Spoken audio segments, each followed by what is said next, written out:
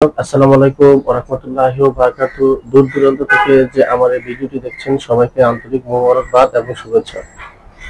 আমি যে বিষয়টি বলতে চাই, আমরা অনেক সময় অনেক কিছু ভুলে যাই, বা যে কোনো কাজ যখন করার কথা বা যখন যে কাজটি আমাদের শোনার কথা বা যেটাই করার কথা আমরা ভুলে যাই।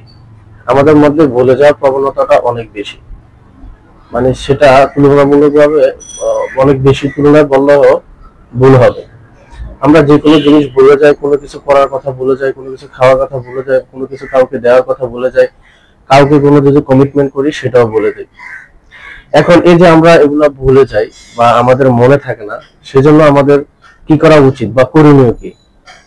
অনেক সময় দেখা যায় আমরা সঠিক সময় ওই জিনিসটি মনে না করার কারণে আমাদের অনেক কিছু হাতছাড়া হয়ে যায়, বা আমাদের যে জিনিসগুলো খুব সঠিক সময় হওয়ার কথা ছিল সেটি মাত্র মনে না থাকার কারণে আমরা সেই কাজগুলো করতে পারি না, বা করার ক্ষেত্রে আমরা অনেক সময় লেট করে ফেলি। এই যে সামগ্রিক যে বিষয়গুলো আমাদের ভুলে যায় বা ভুলে যাওয়ার প্রবণতা, সেটা হচ্ছে আপনি যখনই যে কাজটুকু করবেন বা সেটা হচ্ছে যদি আপনি ভুলে যান, আপনাকে ছোট একটি নোটস তৈরি করতে হবে।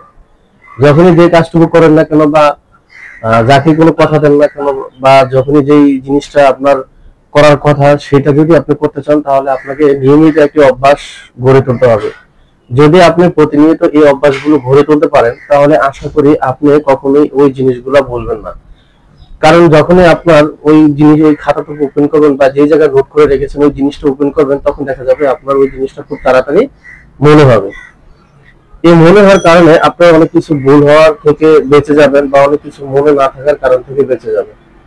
কিন্তু আমরা এতটাই অলস যে আমরা সবসময় চাই ব্রেনে সবকিছু ধরে রাখি। আসল কথা বলতে সবার ব্রেনের ক্যাপাসিটি এক না, বা সবসময় এক স্ট্রেনে চলাফেরা করে না। আপনি অনেক সময় অনেক বেশি প্রেশার নেবেন, সেই ক্ষেত্রে আপনি অনেক কিছু ভুলে যাবেন, বা আপনি যদি শারীরিকভাবে অসুস্থ হন সেই ক্ষেত্রে আপনি অনেক কিছু ভুলে যাবেন। ভুলে যেতেই পারেন, ভুলে যাওয়াটা কোনো ভুলের কিছু নয় বা দোষের কিছু নয়। যেহেতু প্রত্যেক মানুষের মনে রাখার ক্যাপাসিটি ধরনটা সম্পূর্ণ আলাদা, সবার যেহেতু একরকম নয়, সেক্ষেত্রে আপনি কোনো কিছু ভুলে যাবেন, এটাই হচ্ছে স্বাভাবিক।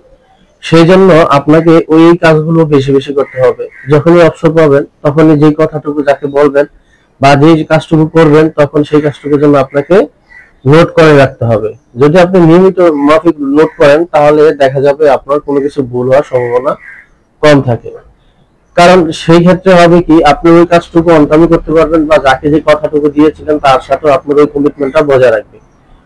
আমি বলবো যে যারা এই ধরনের সমস্যার মধ্যে আছেন, অবশ্যই আপনি ছোটখাটো কোনো কিছু ব্যবহার করেন। যেহেতু অনলাইন যুগ, আমাদের হাতে সবসময় স্মার্টফোন থাকে, সেক্ষেত্রে আপনি টু ডু লিস্ট ইউজ করতে পারেন। টু ডু লিস্টের মধ্যে আপনার যে সমস্ত যখন যে জিনিসটা করার কথা ছিল ওই জিনিসটুকু আপনি নোট করে রাখতে পারেন। এতে করে আপনার কখনোই কোনো কিছু ভুল হবে না। কেউ যখন কোনো কিছু জিজ্ঞাসা করবে আপনি খুব দ্রুত এবং তাড়াতাড়ি সেটা উত্তর দিতে পারবেন, কারণ আপনি ওই জিনিসটা ওইভাবে সেভ করে রেখেছেন। যদি এই কাজগুলো করতে পারেন বা কয়েকটা বিষয় মানতে পারেন, তাহলে আপনার ভুল হওয়ার সম্ভাবনা কম থাকবে। আর আপনার যেহেতু অনেক বেশি ভুল হয়, সেই ক্ষেত্রে আমি আপনাদের বলবো বেশি বেশি ওই জিনিসগুলো চর্চা করা, যে জিনিসগুলো করলে আপনাদের মনে থাকবে।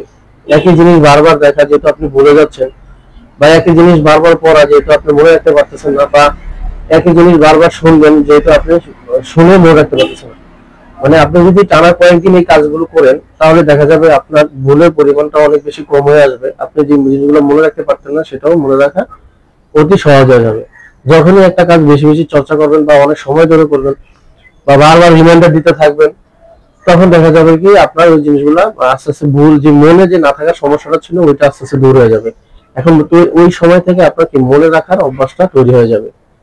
তো মূলত আমার এই ভিডিওটা কথা ছিল যে যারা ভুলে যান তারা চাইলে এই কাজগুলো করতে পারেন। যদি করতে পারেন তাহলে আশা করি আপনার যে জিনিসগুলো মনে থাকতো না বা ভুলে যান, সেই জিনিসগুলো আপনার জন্য অতটা অনেক বেশি সহজ হয়ে যাবে এই কাজগুলো করা।